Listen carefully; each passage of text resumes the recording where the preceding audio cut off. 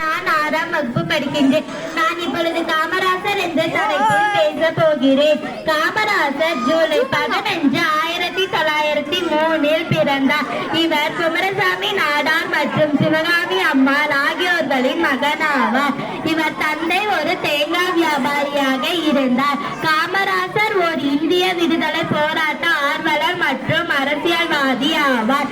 இவர் ஏப்ரல் 13, 1954 முதல் அக்டோபர் 2, 1963 வரை 9 ஆண்டுகளும் மேலாக சென்னை மாநில முதல்வராக பதவி வகித்தார். இவர் 1964 முதல் 1967 வரை இந்திய தேசிய காங்கிரசின் தலைவராக பணியாற்றினார். பிறப்பிற்கு பின் காமாட்சியாக அறிவிக்கப்பட்ட காமராசர் பள்ளி படிப்பை ஆரம்பத்திலேயே நிறுத்திவிட நேர்ந்தது. இவர் 1920 இந்திய சுதந்திர இயக்கத்தில் தீவிரமாக ஈடுபட்டார். இந்த செயல்பாடுகள் காரணமாக பிரிட்டானியா என்னும் அரசால் பலமுறை சிறையில் இடப்பட்டார். இவர் 1942 வெள்ளையன வெளியேறு இயக்கத்தின் போது மீண்டும் 3 ஆண்டுகள் சிறையில் இடப்பட்டார்.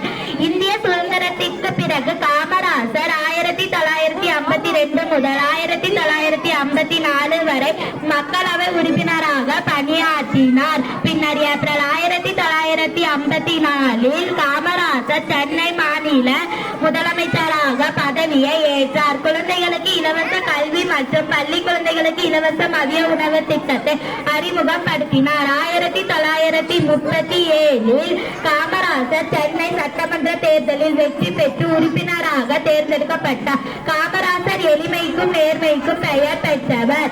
இவர் கருப்பு காந்தி, படிக்காத மேதை, பெருந்தலைவர், கர்மவீரர் என்னும் புகழ்படுத்தியது. காமராசர் மறைவுக்கு பின் 1976 இந்திய அரசு இவருக்கு மிக உயரிய விருதான பாரத ரத்னாவை வழங்கி கௌரவப்படுத்தியது. ஏறக்குறைய 10 ஆண்டுகள் முதலமைச்சராக